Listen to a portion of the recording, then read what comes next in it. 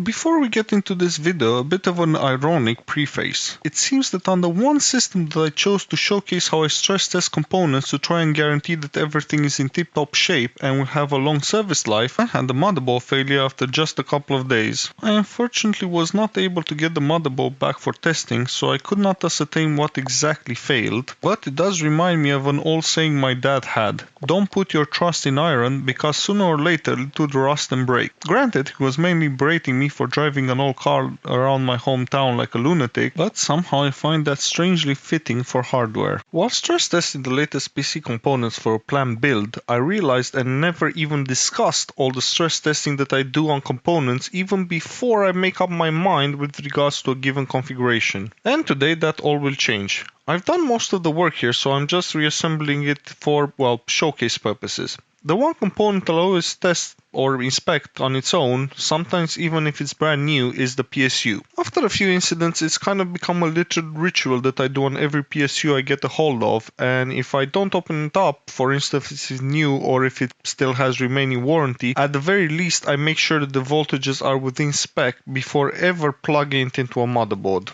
Small side note here, I was intending to post this video before the actual PC went live on the channel, but I got turned around a bit, so here it is after the fact. This time around there is a dedicated GPU in the mix, namely the RX 480, a card that I previously called the last same price GPU, but sadly I think the market has caught up with this one as well, as it is selling for well over 200 British pounds here in the UK. Now there are signs that things are getting better, but I personally think prices won't be back to normal for at least another 6 months or so. Anyway, I've already torn down this particular card, replaced both fans and thoroughly tested it, so I'm not going to spend that much time on its performance. You can go and check out its dedicated video instead. So for today I would be focusing my attention on the motherboard, the CPU, the temperatures, the PSU, and to a smaller extent the memory. The configuration is based around the Ryzen 3600 XT, a 6-core 12-thread processor that somehow manages to outperform the 8-core 2700X from the previous generation, sometimes by massive margins, while the power consumption is also a lot lower, in some instances about half. I plugged it into the MSI Pro VDH Max motherboard, the Max moniker referring to the fact that it does not require the BIOS update for 3rd gen Ryzen. And apart from the title, in my opinion it's a very nice motherboard, mostly because I love LED diagnostics and this one has them. In my opinion, a must-have feature on any motherboard that is worth its salt or, costs more than about 45-50 pounds. This particular one will have no trouble squeezing all the performance on tap from the CPU, of that I am quite sure. Next, the SSD, which is a Sabre Rocket NVMe 512GB that I like a lot more than I thought I would. When I first saw this brand I thought it looked a bit cheap, think GameX kind of thing, but after seeing one of their products I must say whoever takes their marketing pictures hasn't done a very good job, as it looks and feels quite premium. Dare I say I would probably favorably compare it to Samsung's Evo offerings. But all of this is all subjective. The important bit is the performance, and I am pleased to say it does exactly what it says on the tin. After assembling it like this, I put it through a veritable gauntlet of tests, usually overnight. For long-term stability testing, I prefer to use Heaven plus Cinebench R23, both running on loop for a few hours. If at any point it fails with the blue screen or either of the application stops, then I run a memtest 86 before continuing, as from experience I know that a lot of the issues arise from RAM compatibility or stability. If everything is nice and stable the next day, I start up Prime 95 in stress test mode and let it run for 20 to 30 minutes. On APUs and lower end hardware this step is optional, but on mid-range and higher end stuff like this I almost always do it. If there is any overclock involved apart from setting XMP, it then becomes a mandatory step. If there is any instability or issues to be found, this sequence of tests will usually uncover it. Of course, there will be edge cases that might create issues, but for the majority of home users, they will be unaffected. This on every single build might seem a bit boring, but it ensures consistency, and up to now, after more PCs built that I can shake a stick at, hardware failure is vanishingly rare.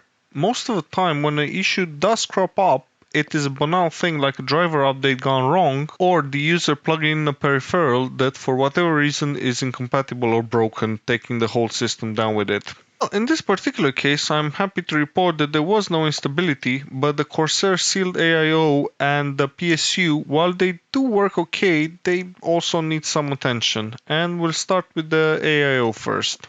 Corsair H60 cooler. This is a new version, the same cooler I have previously shown how to service on this channel, so it will be a bit different inside, but the steps are identical. Visually, the only issue here is a small crack in the garnish. I fixed that with a bit of clear plastic glue and a respray, but it cracked again, so I had to try and widen it. I'm not quite sure why it happened, or if the garnish was just a little bit too small, or if it shrank off the tool, but this is only cosmetic though, so you can even chuck that little bit of plastic away and it won't make any difference to performance. Now, the real problem with it is that although it works okay and the pumps is super quiet, I believe it's lost a bit of performance. The 3600 XT CPU goes out to about 80C and pulls back before thermal throttles, staying at around 70 watts and 4 GHz or so in Cinebench. Obviously, this is still turboing as the base clock is 3.8 GHz, but if I had to guess, my expectation for this 120mm AIO would be to keep things just shy of 80C at 85 watts. Obviously, that depends on a lot of other factors, but with an ambient temperature of 18C, that would be my estimation based on previous experiences. Also, I've done the test with PBO enabled to put as much thermal stress on the cooler as possible. This can be optimized with various software, such as Clock Tuner for Horizon, which will put out a lot less heat and turbo higher. As I have an in-depth video on how to take this sort of seal cooler apart, I will not tarry too much on the details. I'm just gonna give a quick overview here of what I am doing. We'll open it up by removing the cold plate, drain it, replace the fluid with fresh Mayhem's X1 Eco and seal it back up again. If you've seen my video on semi-modular AIOs, then you will know there is absolutely no need to put gasket maker or anything like that on the cold plate, as that will most likely damage the cooler.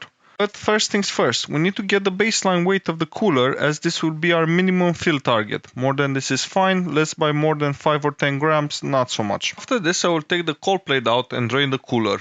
The amount of gunk present was way less than I had anticipated, but looking at the fins, even that small amount of corrosion is enough to clog them. The skiving here is absolutely phenomenal. You can clearly see a massive density improvement from previous generations, and is not even comparable to the earlier style AIO coolers that became popular about a decade ago now. I of course will leak test this overnight before putting it in a system, and because I'm narrating this in the future, I can report that everything went great, and now this AIO keeps the CPU at 79C, right around 86 watts, which is bang on what my original estimate was, and not at all because I already knew the result. Now let's look at the other component that is in need of attention, and first of all I'd just like to say that this PSU works great. I did not open it up previously because I could see just fine through the massive grate, and all the caps look to be in good condition. Both under load and just idling, this PSU is super stable as far as I can tell, and the voltage always firmly stays on the good side of the ATX standard. While it's true that this is an older PSU SKU, it has some features that even modern ones do not, and I'm not talking about the blue LEDs. This has a 0 RPM fan mode, which under normal circumstances I would be seriously thrilled about. But in this case, as we shall see, it throws a bit of a spanner in the works. The only issue actually stems from the 0 RPM fan mode, and more specifically how it engages the fan when cooling is required. I'm not even going to attempt to pronounce this fan's name, but after a bit of digging online I learned that it is a 1800 RPM 0.5 amp server fan, which is rather unusual to find in a consumer part. But regardless of that, while the fan is stopped, the PSU is quiet. And while the fan is spinning, the PSU is also quiet.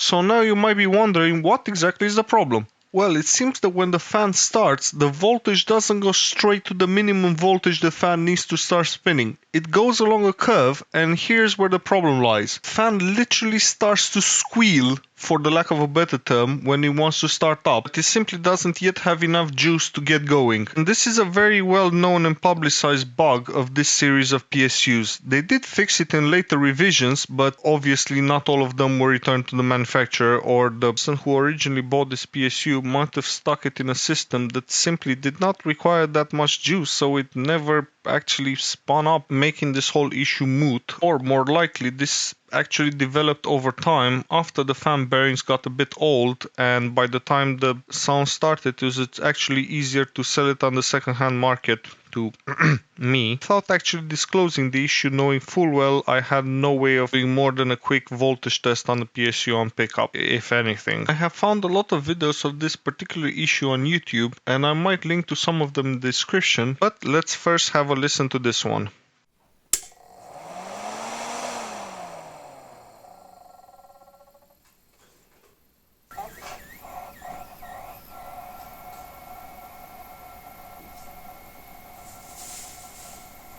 Apparently, this is a really common issue with all the GS series PSUs, and it does not affect performance or longevity, but it is annoying, and I don't think this is a good fit for the kind of system I'm putting together here. Ordinarily, I would not think twice about replacing this fan with a lower amperage rated one from a reputable manufacturer such as Arctic or Noctua, but in this case a couple of red flags kinda cropped up, so I decided to use another PSU for this build until I had the chance to really dig into this PSU's cooling requirements and decide if I can only do a like-for-like fan replacement and take the chance that the new one will have the same issue because, well, it is the same fan, or if I want to upgrade the fan to a better quality one that is a little bit less powerful than this rather silly server fan. But for now, this AIO Cylon 700 watts really looks good. The cables are black and flat, and to be fair, that is the only thing that kept me from returning it back to Amazon. Although I did end up using it in this particular build, well, it's new and it does come with a 2-year warranty, I don't think I will purchase this particular brand again because the fan curve advertised is not very accurate, and it's also based on the percentage of power used, not the actual heat output. So environmental conditions such as the room temperature play no role. Just comparing the weight and the feel of the materials between the two units is not very difficult to ascertain that although the AIO Cylon is higher rated, the Corsair one is way more premium.